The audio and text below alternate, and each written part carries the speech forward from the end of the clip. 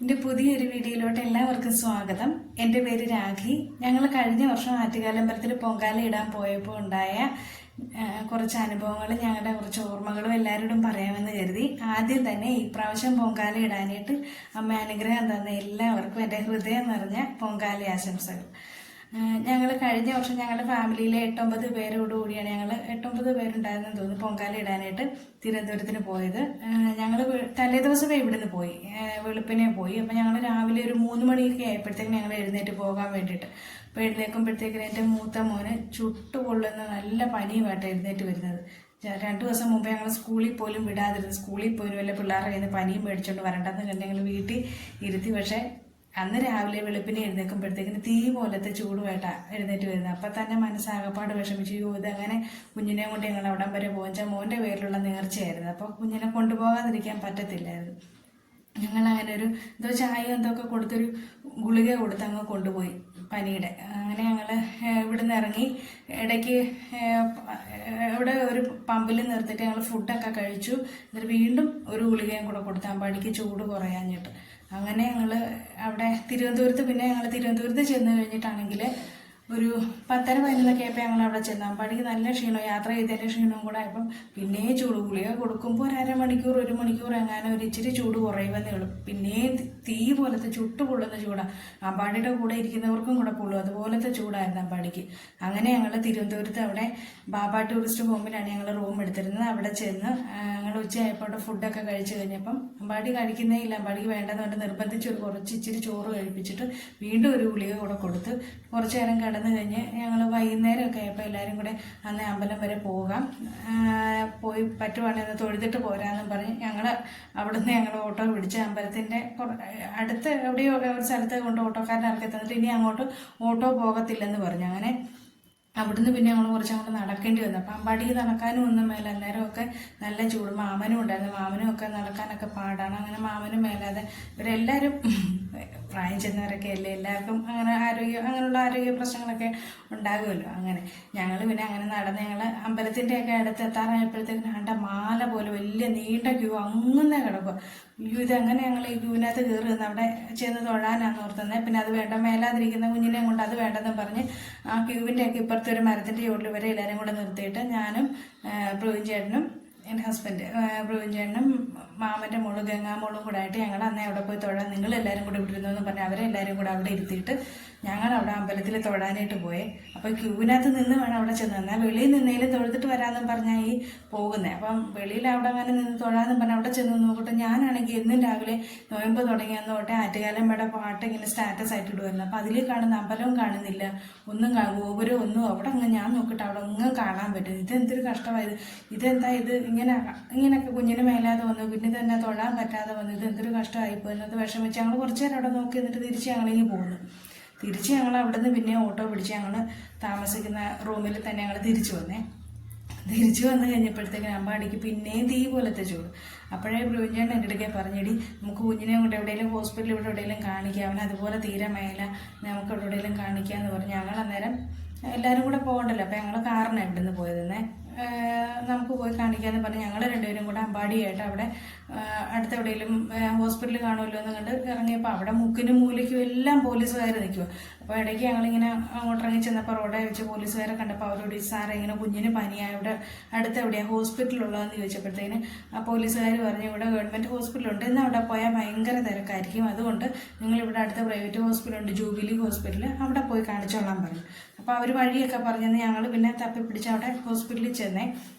അവിടെ ചെന്നപ്പോഴത്തേക്കിനും അമ്പാടിക്ക് നല്ല ചൂടായിരുന്നുകൊണ്ട് അവർ ട്രിപ്പ് ഇടാനും ഇഞ്ചക്ഷൻ എടുക്കാനും ഒക്കെ പറഞ്ഞ് അങ്ങനെ ട്രിപ്പൊക്കെ ഇട്ട് കിടക്കുമ്പോൾ തൊട്ടപ്പുറത്തെ ബെഡേൽ ഒരു അമ്മയും കുഞ്ഞും കൂടെ അവിടെ കുഞ്ഞിനെ ഛർദിലും എന്തോ ആയിട്ട് അവിടെ കൊണ്ടുവന്നായിരുന്നു. അപ്പം കുഞ്ഞിനെ ട്രിപ്പിട്ട് അവിടെ കിടത്തിയിരിക്കുക. അപ്പോൾ ആ കുഞ്ഞിൻ്റെ അമ്മ ഇങ്ങനെ ഞങ്ങൾ എന്നാ പറ്റിയെന്നൊക്കെ കുഞ്ഞിന് ഛർദിലാന്നൊക്കെ പറഞ്ഞു. അപ്പം ഞങ്ങളോട് ചോദിച്ചു നിങ്ങൾ എന്ത് പറ്റി? അപ്പോൾ ഞങ്ങൾ ഇന്ന പോലെ പൊങ്കാല ഇടാനായിട്ട് ഞങ്ങൾ കോട്ടയത്ത് നിന്ന് വന്നതാണ്.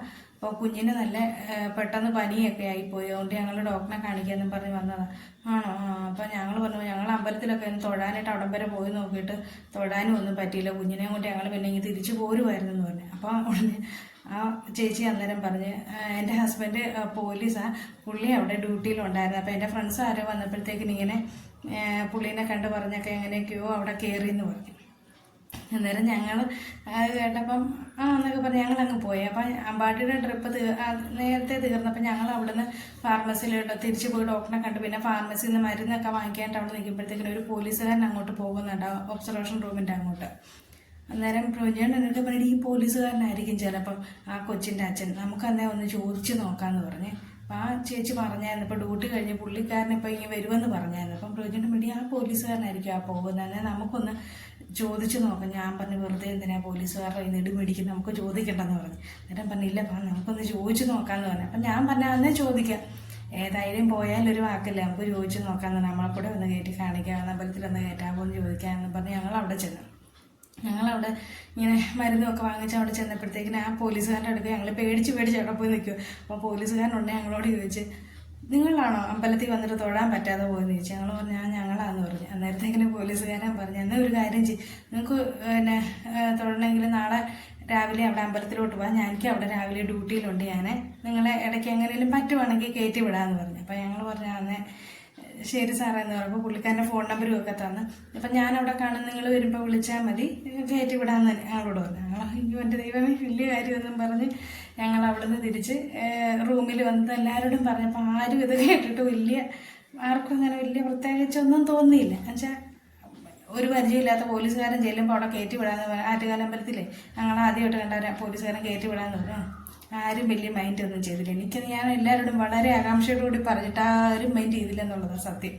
അങ്ങനെ പിന്നെ രാവിലെ ആയപ്പോഴത്തേക്കിന് പോലീസുകാരനെ വിളിക്കണം എന്ന് പറഞ്ഞായിരുന്നു. നമ്മൾ അങ്ങോട്ട് വിളിക്കുമ്പോഴത്തേക്കിന് പുള്ളി തിരക്ക് കുറവാണെങ്കിൽ നമ്മളെ കയറ്റി വിടാമെന്നാണ് പറഞ്ഞിരുന്നത്. അപ്പം വിളിച്ചിട്ടാണ് പുള്ളിക്കാരൻ ഫോണും എടുക്കുന്നത്. അപ്പം നമ്മൾ വെളുപ്പിന് ഒരു 5:30 ആയപ്പോൾ തൊട്ടേ പോലീസുകാരനെ പ്രൂജേട്ടൻ വിളിക്കുന്നുണ്ടായിരുന്നു. അന്നേരം ഒന്നും പുള്ളി ഫോൺ എടുത്തില്ല. അപ്പം ഞാനോർത്തു ഇനി ഭാഗ്യമില്ല അമ്പലത്തിൽ പോയി തൊഴാനായിട്ട്, എന്നാ ചെയ്യാനാന്നോർത്ത്.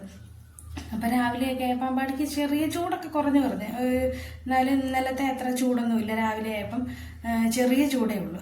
അങ്ങനെ അന്നേരം പ്രൊജേട്ടൻ പറഞ്ഞിട്ട് അങ്ങനെ എന്നാൽ നമുക്ക് പോകാമെന്ന് പറഞ്ഞപ്പോൾ പോലീസുകാരൻ ഇച്ചിരി ആയപ്പോൾ പ്രൊജേട്ടൻ്റെ ഫോണിലോട്ട് തിരിച്ച് വിളിച്ചിട്ട് പറഞ്ഞു, എന്നാൽ നിങ്ങൾ പെട്ടെന്ന് വാ, അരമണിക്കൂറിനുള്ളിൽ വാ, ഞാൻ ഇപ്പോൾ ഇവിടെ ഉണ്ട്, കുറച്ച് കഴിയുമ്പോൾ ഡ്യൂട്ടി കഴിഞ്ഞ് ഞാൻ പോകുമെന്ന് പറഞ്ഞു.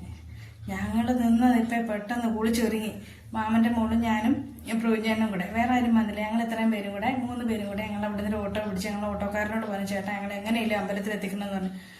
അവിടെ നിന്ന് 3 കിലോമീറ്റർ അങ്ങാണ്ടുണ്ട് അമ്പലത്തിലോട്ട്, എങ്ങനെ ആക്കിത്തരാനും. ഓട്ടോക്കാരൻ പറഞ്ഞു ഇതുവഴിയൊന്നും ഇന്ന് വണ്ടിയൊന്നും വിടത്തില്ല, അവിടെ എല്ലാം പോലീസായിരിക്കും, വിടത്തില്ലെന്ന് പറഞ്ഞു. ചേട്ടാ എങ്ങനെയും ഞങ്ങളെ ഒന്ന് അവിടോട്ടോ ആക്കിത്താം, ഒരു പോലീസുകാരൻ ഞങ്ങളെ ഒന്ന് സഹായിച്ച് അവിടെ അമ്പലത്തിൽ കയറ്റാന്ന് ഞങ്ങളോട് പറഞ്ഞിട്ടുണ്ട്, അതുകൊണ്ട് എങ്ങനെയും ആക്കിത്തരാൻ പറഞ്ഞു. ആ പുള്ളിക്കാരൻ പറഞ്ഞാൽ നോക്കട്ടെന്ന് പറഞ്ഞു. എങ്ങനെയാണോ എന്നറിയത്തില്ല, എങ്ങനെയൊക്കെയോ ഞങ്ങളെ അമ്പലത്തിൽ കൊണ്ടാക്കി തന്നു. ഞങ്ങൾ അവിടെ പോയി കുറേ നേരം നോക്കി നിന്നിട്ട് ഈ പോലീസുകാരനെ കാണുന്നില്ല. അപ്പം ഇങ്ങനെ ക്യൂവിൽ അവിടെ എന്തോ കൊച്ചു പിള്ളേരുടെ കയ്യിൽ താലമൊക്കെ ആയിട്ട് അവിടുത്തെ എന്തോ വഴിപാടാന്ന് തോന്നുന്നു, ഇങ്ങനെ താലമൊക്കെ പിടിച്ച് അമ്മമാരിങ്ങനെ കൊണ്ടുപോകുന്നുണ്ടായിരുന്നു. അങ്ങനെ അതിൻ്റെ അപ്പോൾ അവിടെ നോക്കിയിട്ട് ഈ പോലീസുകാരനെ കാണുന്നില്ല. അപ്പോൾ കുറേ കഴിഞ്ഞിട്ട് പോലീസുകാരൻ നമ്മൾ ഫോൺ ചെയ്തിട്ട് പുള്ളി എടുക്കുന്നുമില്ല. പിന്നെ കുറച്ച് കഴിഞ്ഞപ്പോൾ പോലീസുകാരൻ ഇങ്ങോട്ട് വിളിച്ചിട്ട് പറഞ്ഞ്, സാറേ ഞങ്ങളാണ്ട് ഇവിടെ വന്നിട്ട് കുറേ നേരം സാറിനെ ഇവിടെ ഒന്നും കാണുന്നില്ലല്ലോ എന്ന് പറഞ്ഞ്. അപ്പം പുള്ളിക്കാരൻ പറഞ്ഞ് ഞാനിവിടെ നിൽപ്പുണ്ട്, നിങ്ങൾ എവിടെയാണ്? അപ്പം ഞങ്ങൾ പറഞ്ഞു ഇങ്ങനെ ഈ കയറിങ്ങനെ വടം കെട്ടി ഇങ്ങനെ ആൾക്കാരൊക്കെ കയറി പോകുന്നതിൻ്റെ അവിടെ തന്നെ നിൽപ്പുണ്ട് ഞങ്ങളെന്ന് പറഞ്ഞു. അവിടെ അല്ല, ഞാൻ ഇപ്പുറത്തെ മെയിൻ ഗേറ്റിൻ്റെ അവിടെ നിൽക്കുന്നതെന്ന് പറഞ്ഞു. അത് ശരി. അങ്ങനെ പിന്നെ പുള്ളി ഞങ്ങളെ അപ്പുറത്ത് അങ്ങോട്ട് ഇല്ലാൻ പറഞ്ഞു. ഞങ്ങൾ പിന്നെ നോക്കുമ്പോഴാണ് ഞാൻ അമ്പലത്തിൻ്റെ ഗോപുരവും ആ മെയിൻ ഗേറ്റും ഒക്കെ അവിടെയാണ് സംഭവം ഒരുക്കുന്നത്. ഞങ്ങൾ വേറെ ഏതോ ഒരു വാതിലിൻ്റെ അവിടെയാണ് വന്ന് നോക്കുന്നത്. അങ്ങനെ ഞങ്ങളെ അവിടെ സാറ് ഞങ്ങളെ അവിടെ വെച്ച് കണ്ട് ഞങ്ങൾ അവരോട് ക്യൂവിൽ നിന്നവരോട് പറഞ്ഞിട്ട് അവർ ഞങ്ങളെ കയറ്റി വിടുമായിരുന്നു. ഞങ്ങളങ്ങനെ നല്ലതായിട്ട് ഞങ്ങൾക്ക് തൊഴാൻ പറ്റി കേട്ടോ. അത് സത്യം പറഞ്ഞ അത്ഭുതമൊന്നുമല്ലാതെ അവിടെ ഇപ്പം കുഞ്ഞിന് പനി വന്നില്ലായിരുന്നെങ്കിൽ ആ ഹോസ്പിറ്റലിൽ പോകത്തുമില്ലായിരുന്നു.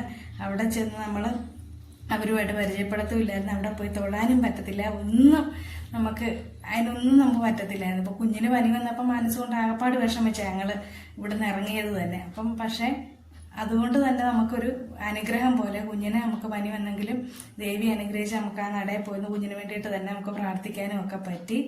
അങ്ങനെ ഞങ്ങൾ തൊഴുത് തിരിച്ച് റൂമിൽ വന്ന് പിന്നെ പൊങ്കാലയൊക്കെ ഇട്ട് നല്ലതായിട്ട് പൊങ്കാലയൊക്കെ ഇടാൻ പറ്റി. ഞങ്ങൾ സന്തോഷമായിട്ട് ഞങ്ങൾ തിരിച്ച് പിന്നെ വീട്ടിലോട്ട് പോരുമായിരുന്നു. എനിക്കറിയത്തില്ല, നമുക്ക് എന്തോ ഒരു അത്ഭുതമായി നടന്നു. നമുക്ക് ഒരു പരിചയമില്ലാത്ത പോലീസുകാരെന്ന് പറഞ്ഞാൽ പൊങ്കാലയ്ക്കൊക്കെ എല്ലാവർക്കും അറിയാമായിരിക്കുമല്ലോ, എവിടെയൊക്കെ മുക്കിനും മൂലയ്ക്കും എല്ലാം പോലീസുകാരാണ്. ഇതിനകത്ത് ഏതെങ്കിലും ഒരു പോലീസുകാരനായിരുന്നെങ്കിൽ നമുക്ക് അവിടെ കയറാൻ പറ്റുമായിരുന്നു. ഇല്ല, നമ്മളന്നേരം പോയി ആ പോലീസുകാരനോട് ഞാൻ പറഞ്ഞോണ്ടാ ചോദിക്കാന്ന് പറഞ്ഞ് ചോദിച്ച് ചുമ്മാ പോയ ഒരു വാക്കല്ലേ നിങ്ങൾ ചുമ്മാ ഒന്ന് ചോദിച്ചു നോക്കിയത്, അതുകൊണ്ടല്ലേ പോയി തൊഴാൻ പറ്റിയത്. ഇതൊക്കെ ഇങ്ങനെ ഓരോന്നും ഇങ്ങനെ ഓർക്കുമ്പോഴത്തേക്കിനെ ഭയങ്കര ഒരു അത്ഭുതം പോലെ നമുക്ക് തങ്ങ് തോന്നി. എന്നുവെച്ചാൽ ഒരിക്കലും പ്രതീക്ഷ വെച്ചാൽ അവിടെ ക്യൂ നിൽക്കുന്ന കാണണം, അങ്ങ് തൊട്ടേ ക്യൂ. അപ്പം നമ്മൾ ഇടയിൽ കയറി വെച്ചാൽ ക്യൂ നിൽക്കുന്നവരെല്ലാം മണ്ടന്മാരാക്കി എന്നല്ല അതിൻ്റെ അർത്ഥം. നമ്മൾ മനസ്സുകൊണ്ട് അതുപോലെ നമ്മൾ തകർന്ന് നിൽക്കുക വെച്ചാൽ കുഞ്ഞിന് വേണ്ടിയിട്ട് നമ്മളൊരു നേർച്ചയ്ക്ക് വന്നിട്ട് കുഞ്ഞിൻ്റെ ആ ഒരു മേലാഴിക കൊണ്ട് നമുക്ക് ആ ഒരു അങ്ങനെ ഒരു എന്തോ ഒരു ദേവിയുടെ എന്തോ ഒരു അനുഗ്രഹം എന്നേ ഞാൻ എപ്പോഴും ഞാനത് ഓർക്കുന്നുള്ളൂ. കുഞ്ഞിന് പനി വന്നെങ്കിൽ പോലും അങ്ങനെ ഏതായാലും പോയി ഞങ്ങൾക്ക് തൊഴാൻ പറ്റിയ പോലീസുകാരൻ ആരാന്നൊന്നും നമുക്കറിയാൻ പാടില്ല. ഏതായാലും ഞങ്ങൾ ആ സാറിന് നന്ദിയും പറഞ്ഞ് തിരിച്ച് ഞങ്ങൾ പൊങ്കാലയൊക്കെ ഇട്ട് ഞങ്ങൾ വീട്ടിൽ പോന്നു. അപ്പോൾ ഇതാണ് ഞങ്ങൾക്കുണ്ടായൊരു അനുഭവമാണ് ഞാൻ ഈ പറഞ്ഞത് കേട്ടോ. അതിനകത്ത് ആൾക്കാരെ ഏത് രീതിയിൽ എടുക്കുമെന്നൊന്നും എനിക്കറിയാൻ മേല. എനിക്കിത് എല്ലാവരോടും ഒന്ന് പറയണമെന്ന് തോന്നി. വെച്ചാൽ ഈ പ്രാവശ്യം എനിക്ക് പോകാൻ പറ്റത്തില്ല, അതാണ് അതിനകത്തെ കാര്യം. മോന് പരീക്ഷയാണ്, അതുകൊണ്ട് ദിവസം പരീക്ഷ ഉള്ളതുകൊണ്ട് ഞങ്ങൾ ഇപ്രാവശ്യം പോകുന്നില്ല. അതുകൊണ്ട് അപ്പോൾ എനിക്ക് ഭയങ്കര വിഷമമുണ്ട് ഇപ്രാവശ്യം പോകാതിരിക്കുന്നതിനകത്ത്. എന്നാലും കഴിഞ്ഞ പ്രാവശ്യം പോയി അത്രയും നല്ല സന്തോഷമായിട്ടൊക്കെ പോയിട്ട് വരാൻ പറ്റിയല്ലോ എന്നോർത്ത് ഇപ്പോഴും സമാധാനിക്കുന്നു. അമ്മയെ അനുഗ്രഹിച്ച അടുത്ത പ്രാവശ്യയിൽ എനിക്ക് പോകാം, അവിടെ പോയി പൊങ്കാല ഇടണമെന്നൊക്കെ എനിക്ക് ആഗ്രഹമുണ്ട്. അതിന് സാധിക്കുമെന്ന് ഞാൻ പ്രാർത്ഥിക്കുന്നു, സാധിക്കട്ടെ എന്ന് ഞാൻ പ്രാർത്ഥിക്കുന്നു.